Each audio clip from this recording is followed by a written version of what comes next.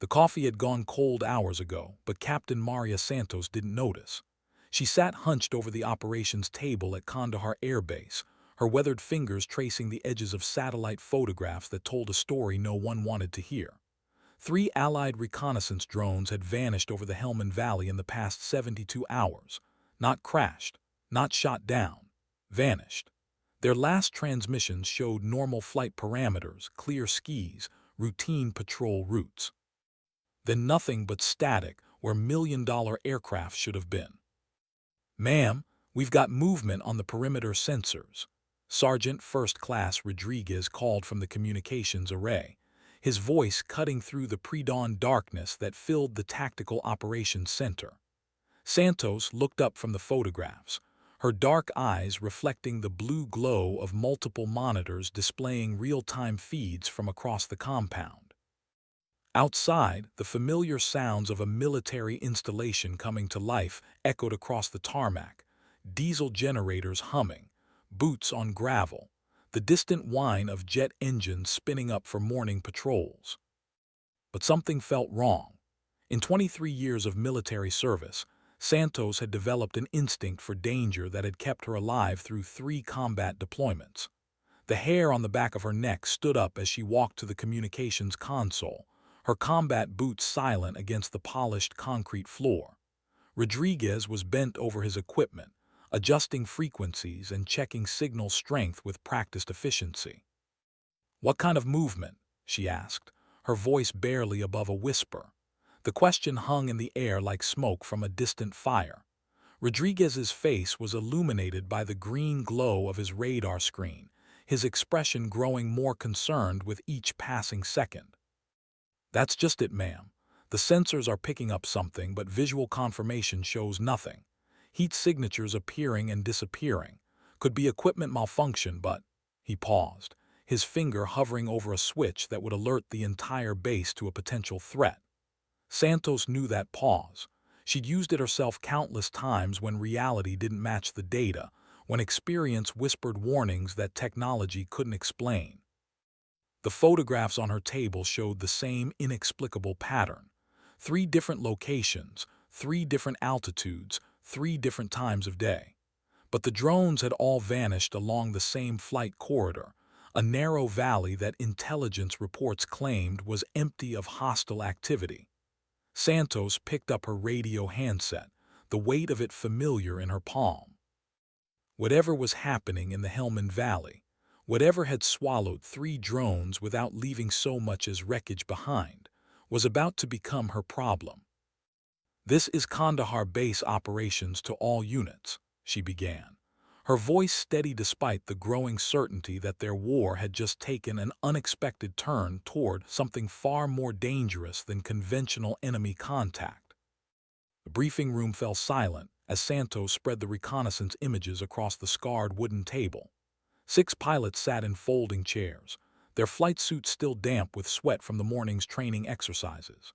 The air conditioning unit in the corner rattled and wheezed, fighting a losing battle against the Afghan heat that seemed to seep through every crack in the prefabricated building. Fluorescent lights buzzed overhead, casting harsh shadows across faces that had seen too much combat and not enough sleep. "Gentlemen," Santos began, then caught herself. In the back row, almost invisible in the poorly lit corner, sat Lieutenant Colonel Elena Whisper Volkov. The pilot's call sign had been earned during her first deployment in Iraq, when she'd managed to bring a damaged F-16 back to base so quietly that ground control didn't realize she'd returned until she was already on the taxiway. Now she sat motionless, her pale blue eyes fixed on the photograph with an intensity that made Santos uncomfortable. "And lady," Santos corrected, nodding toward Volkov, "we have a problem that's about to become your problem." She picked up a red marker and drew a circle around the area where the drones had disappeared. The marker squeaked against the whiteboard, a sound that seemed unnaturally loud in the hushed room. Outside, the constant background noise of military operations continued, helicopters landing, ground crews shouting instructions, the metallic clang of equipment being loaded and unloaded. Major Tom Hendricks, the squadron's most senior pilot, leaned forward in his chair. His uniform was perfectly pressed despite the heat, his silver wings gleaming under the fluorescent lights. "Captain, with all due respect, we're talking about drones here. Equipment fails. Could be anything from solar storms to operator error back at Creech." Volkov's voice cut through the room like a blade. "Solar storms don't create heat signatures, Major." Every head turned toward her corner. She hadn't moved from her relaxed position, but something in her tone commanded attention. 3 different aircraft, 3 different operators, 3 different times. Same result every time. She paused, her fingers drumming silently against her knee. "That's not equipment failure. That's something else entirely." Santos felt a chill that had nothing to do with the struggling air conditioning. Volkov had a reputation for seeing patterns others missed, for making connections that seemed impossible until proven correct. During her last deployment, she'd identified an IED network based on nothing more than the way shadows fell across a mountain pass. Her analysis had saved dozens of lives. "What are you thinking, Colonel?" Santos asked, though part of her didn't want to hear the answer. Volkov finally moved, rising from her chair with fluid grace and walking to the front of the room. Her boots made no sound on the concrete floor. Alina Volkov stood before the map of Helmand Province, her shadow falling across the circled area like a dark prophecy. The other pilots shifted uncomfortably in their seats, unused to being lectured by someone they'd previously dismissed as too quiet, too strange, too different to be truly part of their brotherhood. But Santos noticed how they all leaned forward when Volkov spoke, how their casual dismissiveness had given way to grudging attention. "I flew reconnaissance over this valley 18 months ago," Volkov said, her accented English precise and measured. Her grandfather had fled Russia during the Cold War, but the family had never quite lost the cadence of their homeland. "There's a village here," she pointed to a spot on the map that appeared empty on the satellite images. "Maybe 30 families. They grow poppies, tend goats, live the way their ancestors lived for 1,000 years. Completely unremarkable." She traced a line with her finger from the village to the area where the drones had vanished. "Except for one thing. Every morning just before dawn, smoke rises from the valley floor. Not cooking fires, not heating, something else entirely." The room had grown so quiet that Santos could hear the second hand moving on the wall clock. Even Hendricks had stopped his habitual fidgeting. "You think there's a weapons cache?" asked Captain Mike Torres, the youngest pilot in the squadron. His voice cracked slightly on the question, betraying nerves that his confident posture tried to hide. Torres had been in country for only 6 weeks, long enough to learn the rules but not long enough to understand that the rules could change without warning. Volkov turned to face him, her pale eyes reflecting the harsh fluorescent lighting. "I think there's something in that valley that doesn't want to be seen by American drones. Something sophisticated enough to disable our aircraft without leaving evidence. Something patient enough to wait for the perfect moment to act." She moved to the window, gazing out at the flight line where F-16s sat like sleeping predators in the morning heat. "Electronic warfare," Hendricks suggested, though his tone indicated he didn't believe his own hypothesis. "Russians have been shipping equipment to every proxy force in the region. Could be some kind of jamming system." "Jamming creates interference. These aircraft simply disappeared from all sensors simultaneously. No distress signals, no debris patterns, no emergency transponder activations." Volkov's voice remained level, but Santos noticed the slight tension in her shoulders, the way her left hand unconsciously moved toward the spot where her sidearm should be. Old habits from someone who'd learned not to trust peaceful moments. Santos looked around the room at faces that had grown increasingly grim as the briefing continued. These were experienced combat pilots, men who'd flown hundreds of missions in hostile airspace. But the unknown had a way of reaching through years of training and experience to touch something primal and afraid. "Recommendations?" Santos asked, though she suspected she already knew what Volkov would suggest. The proposal hung in the air like a challenge to everything the Air Force believed about modern warfare. Volkov wanted to fly alone, in an F-16 configured for reconnaissance, directly over the area where 3 drones had vanished without a trace. No wingman, no support aircraft, no backup plan beyond her own skill and intuition. The room erupted in overlapping voices as every pilot except Volkov began talking at once. "Absolutely not," Hendricks said, his voice rising above the others. "Colonel, with respect, that's suicide. If something took out 3 drones, what makes you think a manned aircraft would fare any better?" He stood up, his chair scraping against the concrete floor. 20 years of military bearing couldn't quite hide his frustration with a plan that violated every doctrine they'd been taught. "Because," Volkov replied, her voice cutting through the arguments like a scalpel, "drones are predictable. They follow programmed flight paths, maintain constant altitude and speed, transmit data on scheduled intervals. They're machines following machine logic." She paused, letting the silence emphasize her next words. "I'm not a machine." Captain Torres leaned back in his chair, his young face creased with concentration. "But if there's some kind of advanced surface-to-air system down there, going in alone is exactly what they want. One aircraft, isolated, no support. You'd be giving them the perfect target." Santos watched the interplay between the pilots with growing fascination. Volkov's reputation had always been complicated, respected for her skills, but viewed as something of an outsider due to her unconventional approaches and her tendency towards solitary operations. The male pilots weren't dismissing her suggestions out of sexism, exactly, but rather out of a deeply ingrained belief that complex problems required complex solutions, preferably involving overwhelming firepower and coordinated attacks. "What's your read on the tactical situation?" Santos asked Volkov directly, cutting through the continuing debate. The question silenced the room instantly. Everyone understood that Santos was asking for more than a military assessment. She was asking Volkov to stake her reputation on her intuition. Volkov moved to the map again, her fingers tracing the topography of the mysterious valley. "Whatever's down there has shown remarkable restraint. 3 opportunities to reveal their capabilities. 3 times they've taken only what they needed. No escalation, no provocation, no unnecessary aggression." She looked up at Santos, her pale eyes reflecting something that might have been admiration for an unknown enemy.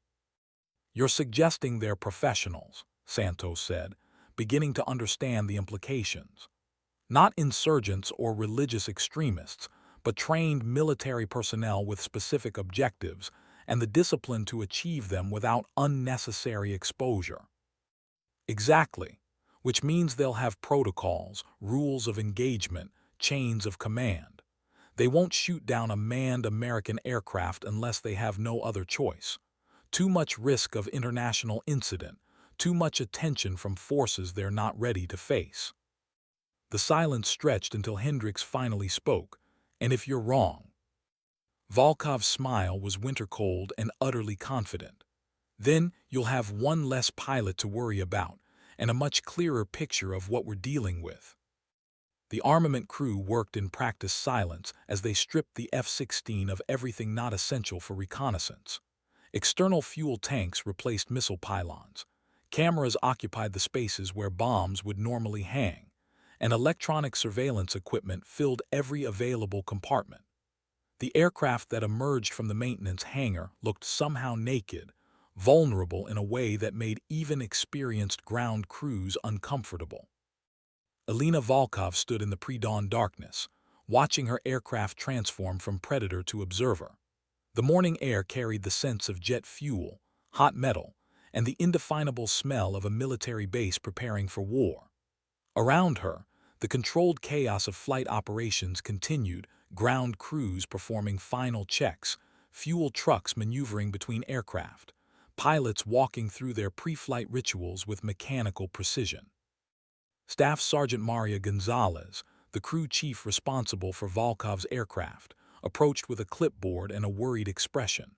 "Ma'am, we've triple-checked everything. Cameras are functional, communication systems are operating normally, electronic warfare suite is active and monitoring all frequencies." She paused, looking up at the sleek fighter that would carry Volkov into unknown danger. But if you run into something our sensors can't detect, then I'll improvise, Volkov replied, accepting the clipboard and scanning the maintenance reports. Every system showed green, every component tested within normal parameters. The aircraft was as ready as human skill could make it, but both women understood that readiness was relative in a war where the rules kept changing. Gonzalez had been working on fighter aircraft for 12 years, long enough to develop an intuitive sense for when something wasn't quite right.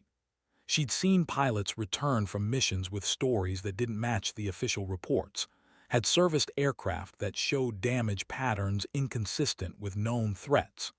The military taught soldiers to trust their equipment, but experience taught them to trust their instincts when equipment wasn't enough.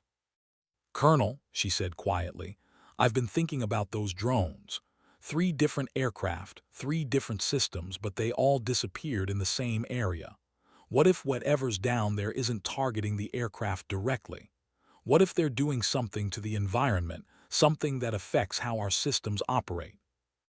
Volkov looked up from the clipboard, her interest immediately focused. Gonzalez continued, her voice growing more confident as she developed her theory. "Electronic interference, yeah, but not jamming. Something more subtle. Something that makes our sensors lie to us, makes our navigation systems think they're somewhere they're not." The possibility sent a chill through Volkov that had nothing to do with the cool morning air. Deception rather than destruction, misdirection rather than direct confrontation. An enemy sophisticated enough to manipulate reality itself, to make American technology turn against the Americans who depended on it. "If that's true," Volkov said slowly, "then flying into that valley means flying blind, trusting instruments that might be feeding me false information." She looked at her aircraft, suddenly seeing it not as a technological marvel, but as a potential trap, sophisticated enough to become the instrument of its own destruction. The briefing room felt different at 0430 hours, illuminated only by the glow of computer screens and the red lights that preserved night vision. Santos sat at the head of the table, surrounded by personnel who'd been roused from sleep to participate in an operation that officially didn't exist. The mission had been classified at levels that required special clearances and non-disclosure agreements signed in triplicate. Elena Volkov entered wearing full flight gear, her helmet tucked under her left arm, survival vest loaded with equipment, designed to keep her alive in hostile territory for up to 72 hours. She moved with the controlled grace of someone who'd learned to conserve energy for when it would be needed most. Behind her, the duty meteorologist carried weather reports and atmospheric analysis that would determine whether the mission proceeded or waited for better conditions. "Current conditions over the target area," announced Lieutenant Sarah Kim, the base weather officer. "Visibility unlimited, winds from the northwest at 15 knots, ceiling at 20,000 feet. Perfect flying weather, which concerns me." She looked around the room with the expression of someone who'd learned to distrust perfection in war zones. "Weather patterns over that valley have been unusually stable for the past 72 hours. No storms, no wind shifts, no atmospheric disturbances of any kind." "Meaning?" Santos asked, though she suspected she already knew the answer. "Meaning that if someone wanted to create optimal conditions for testing electronic warfare systems against American aircraft, they couldn't ask for better circumstances." Kim's voice carried the weight of too many briefings where she'd had to explain how perfect weather had become the prelude to disaster. Volkov studied the meteorological data with the intensity of someone whose life might depend on wind speed and barometric pressure. Or it could mean that whatever's in that valley requires specific atmospheric conditions to operate. Some kind of directed energy weapon, maybe, that needs clear air and stable pressure gradients to maintain coherence over long distances. The communications specialist, a young corporal whose name tape read Morrison, looked up from his bank of radio equipment. "Ma'am, we've been monitoring all frequencies in the target area for the past 6 hours. Nothing unusual, no traffic that shouldn't be there." But he hesitated, clearly uncomfortable with information that didn't fit standard patterns. But, Santos prompted, there's too much silence. Rural Afghanistan is never completely quiet on the radio spectrum. Farmers with handheld radios, truckers on CB frequencies, cell phone towers handling routine traffic. That valley is broadcasting absolutely nothing. It's like it doesn't exist from an electromagnetic perspective. Volkov felt the familiar sensation of pieces clicking into place, of a puzzle revealing its true shape after hours of apparent randomness. An area that absorbed drones without trace, whether that remained impossibly stable radio spectrum that showed unnatural silence. Not multiple problems, but different symptoms of the same phenomenon. "We're not dealing with a weapon," she said quietly. "We're dealing with a laboratory." The realization changed everything about the mission parameters. Instead of flying into a potential combat zone, Volkov would be penetrating what appeared to be a testing facility for technology that could fundamentally alter the nature of modern warfare. The distinction mattered because laboratories had different security protocols than weapons installations, different personnel requirements, different vulnerabilities. "If you're correct," Santos said, "then whoever's operating in that valley has invested significant resources in creating a controlled environment for their experiments. They won't want to contaminate their data with unnecessary variables like shooting down an American fighter aircraft, unless absolutely necessary." Volkov nodded, her mind racing through the implications. "But they also won't allow their security to be compromised. If they think I've seen too much, gathered too much information, they'll have contingencies." She looked around the room at faces that reflected her own understanding of the stakes involved. "The question is whether they'll try to capture the aircraft and pilot for intelligence purposes, or simply ensure that neither returns to report what they've observed." Morrison raised his hand tentatively. "Ma'am, if this is some kind of research facility, wouldn't they have communication protocols? Ways of coordinating with outside authorities, supply chains, personnel rotation schedules. Even black sites need to maintain contact with their sponsors."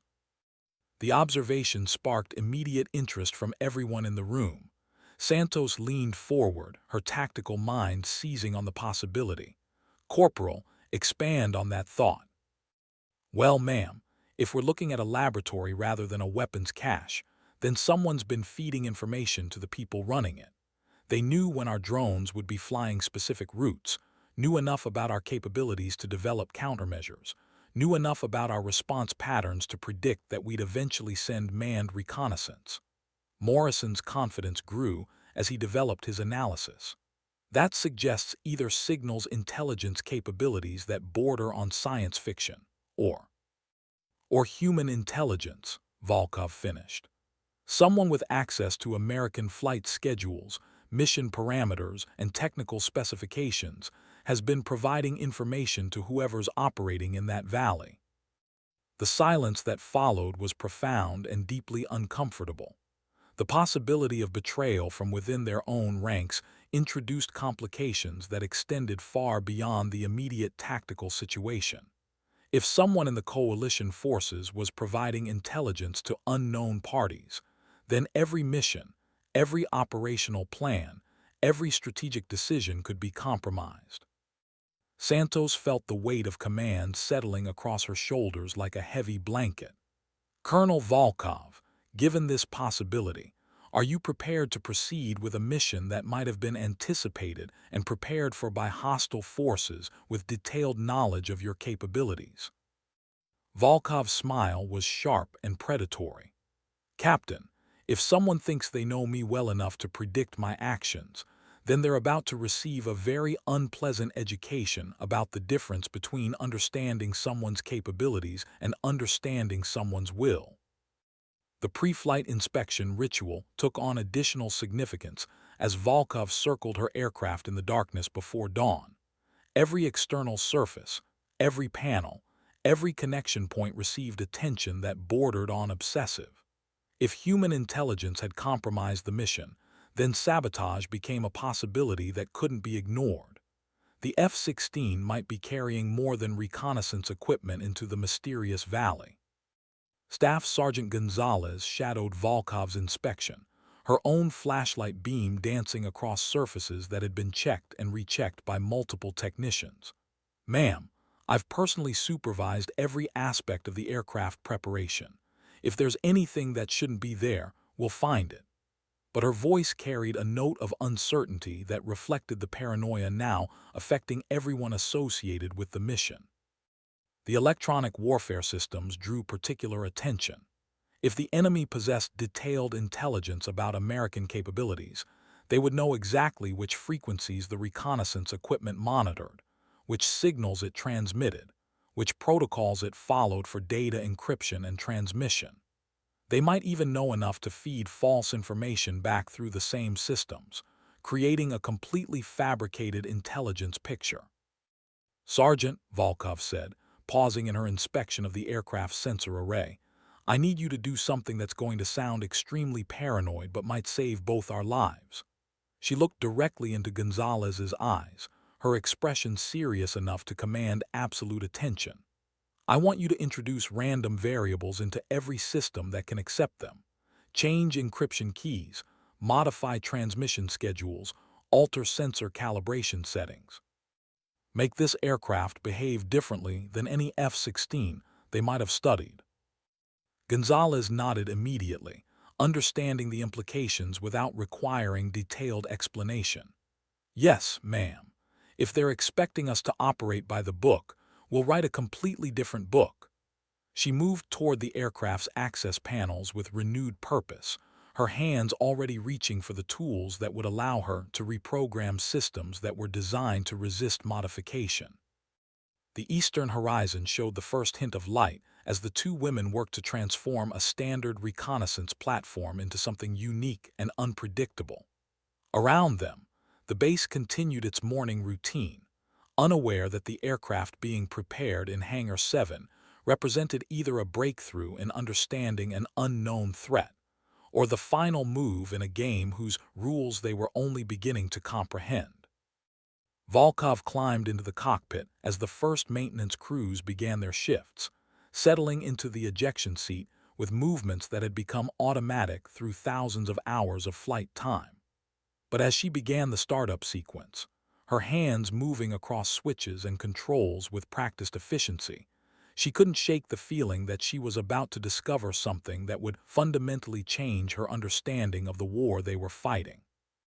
The aircraft's engines spooled up with a sound like controlled thunder, drowning out the smaller noises of the awakening base, and focusing everyone's attention on the sleek fighter that would soon carry one pilot into the unknown, armed with nothing more than cameras, sensors, and the kind of courage that military leaders wished they could manufacture.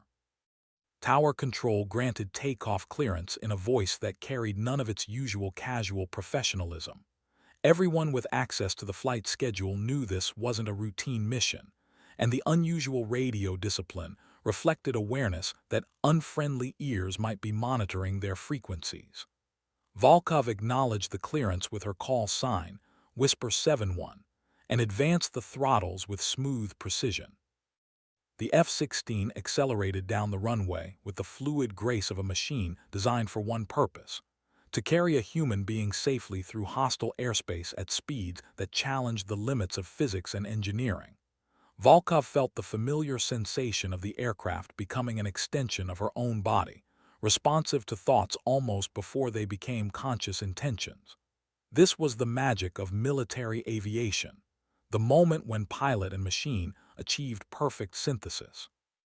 Whisper 7-1, airborne and climbing, she reported as the landing gear retracted and Afghanistan fell away beneath her. The landscape stretched endlessly in all directions, brown and harsh and unforgiving, marked by the ancient scars of countless invasions and the fresh wounds of modern warfare. From altitude, it was possible to believe that nothing had changed in this land for thousands of years, that the technologies of the 21st century were just another temporary intrusion into something eternal and indifferent. But Volkov knew better. Somewhere in that seemingly empty wilderness, sophisticated equipment was being tested by people who understood exactly how to exploit the weaknesses of American military technology. The drones that had vanished weren't random casualties of equipment failure. They were carefully selected test subjects for capabilities that could reshape the entire nature of modern conflict. Whisper 7-1, contact Kandahar Control on frequency 254.7, came the instruction from Tower Control. Standard procedure for flights departing the immediate airspace, but Volkov hesitated before changing frequencies. Once she left Tower Control, she would be effectively alone in a communications environment that might be completely compromised. She switched frequencies and checked in with Kandahar Control, receiving vectors toward the target area and instructions to maintain altitude at 25,000 feet until further notice. The professional routine of military air traffic control provided a reassuring sense of normalcy, but Volkov understood that normalcy itself might be part of the trap. If hostile forces were monitoring their communications, they would know exactly when she was expected to arrive over the target area. The GPS navigation system showed her position with digital precision, updating constantly as she flew southeast toward the Helmand Valley. But GPS signals could be spoofed, coordinates could be manipulated, and the electronic system she depended on for navigation could be feeding her information designed to lead her exactly where someone wanted her to go. The paranoia wasn't pleasant, but it might be the only thing that kept her alive. Below, the Afghan countryside passed in a blur of mountains and valleys that had witnessed the rise and fall of empires, the passage of armies, the dreams and nightmares of civilizations that existed now only as dust and legend. The radio crackled with static as Volkov approached the coordinates where 3 drones had vanished, but the interference seemed natural rather than artificial. Solar activity, atmospheric conditions, the natural electromagnetic chaos that occurred when sophisticated equipment operated at the edges of its design parameters. She adjusted frequency settings and checked communication protocols, maintaining contact with Kandahar Control while monitoring other frequencies for any signs of unusual activity. Whisper 7-1, be advised you are approaching the designated reconnaissance area. Report any anomalous observations immediately. The controller's voice carried tension that couldn't be completely disguised by professional training. Everyone involved in the mission understood that they were venturing into unknown territory where the normal rules of engagement might not apply. Volkov acknowledged the transmission and began configuring her reconnaissance systems for maximum sensitivity. Cameras activated with barely audible mechanical sounds. Electronic sensors began sweeping the electromagnetic spectrum, and data recording systems prepared to capture whatever information she might encounter. The F-16 had become a flying laboratory, designed to observe and document rather than destroy. The landscape below showed no obvious signs of human activity. No roads, no buildings, no vehicles or equipment that might indicate the presence of a sophisticated research facility. But Volkov had learned to distrust appearances, especially in a country where survival often depended on the ability to hide in plain sight. The most dangerous enemies were often those who remained invisible until the moment they struck. Her instruments detected the valley before her eyes could distinguish it from the surrounding terrain. A depression in the earth that appeared unremarkable from altitude, but registered on her sensors as somehow different from the areas around it. The electromagnetic signature was subtle but distinct, not the complete radio silence that intelligence reports had suggested, but rather a kind of organized quiet that spoke of careful management rather than natural emptiness. Kandahar Control, Whisper 7-1 beginning reconnaissance run over target area. All systems nominal, no immediate threats observed. The routine report masked her growing certainty that she was being watched, evaluated, measured against capabilities that someone had spent considerable time and resources understanding. She initiated a gentle descent, trading altitude for a closer look at terrain that might be concealing technology capable of making American aircraft simply disappear. The F-16 responded to her control inputs with mechanical precision, but Volkov found herself paying unusual attention to every vibration, every sound, every indication that might suggest her aircraft was being affected by outside forces. The valley filled her canopy view as she descended, revealing details that satellites and high-altitude drones couldn't capture. Vegetation patterns that seemed almost natural but showed subtle signs of deliberate cultivation.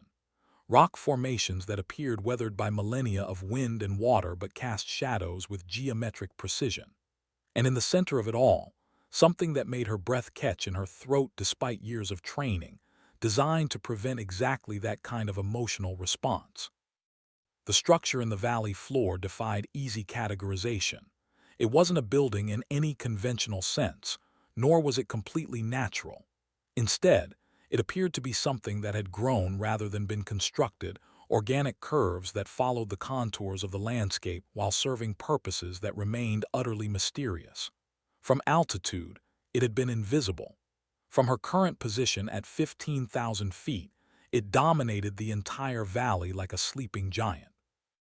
Volkov activated her camera systems and began documenting everything visible from her current angle, but she understood that photography wouldn't capture the essential strangeness of what she was observing. The structure seemed to shift slightly as she watched, not moving in any mechanical sense, but somehow adjusting to her presence in ways that suggested awareness and intelligence. Kandahar Control, Whisper 7-1 requesting permission to descend to 10,000 feet for enhanced reconnaissance. The request violated her original flight plan, but Volkov knew that this was exactly the kind of situation where flexibility mattered more than following predetermined protocols. Whisper 7-1, negative on descent. Maintain current altitude and complete scheduled reconnaissance pattern. The response came immediately, almost as if it had been prepared in advance. But the voice sounded different somehow, carrying an inflection that Volkov didn't recognize from previous communications with Kandahar Control. She keyed her microphone to respond, then paused. Something about the transmission didn't feel right. The timing was too perfect, the phraseology too formal, the background noise too clean. Military radio communications always carried the subtle signs of their environment, other conversations bleeding through, equipment noise, the general electromagnetic chaos of a busy military installation. This transmission had sounded artificially isolated. Kandahar Control, Whisper 7-1, please repeat last transmission. She waited, watching her radio display for confirmation that the signal was being received and acknowledged. The response came within seconds, but it was identical to the previous transmission in every detail, not just the words, but the voice pattern, the inflection, even the tiny pause before the word negative. Volkov felt ice form in her stomach as she realized she might be communicating with something other than actual ground control. The sophisticated enemy they'd theorized about wasn't just capable of making aircraft disappear. They could apparently simulate military communications with enough accuracy to fool experienced pilots operating under stress. She switched to her backup communication frequency, one that hadn't been included in any mission briefing or flight plan. If hostile forces were monitoring their primary channels, they might not have prepared countermeasures for frequencies that weren't supposed to be used. Any station, this is Whisper 7-1 on emergency frequency. Request immediate authentication of previous transmissions from Kandahar Control.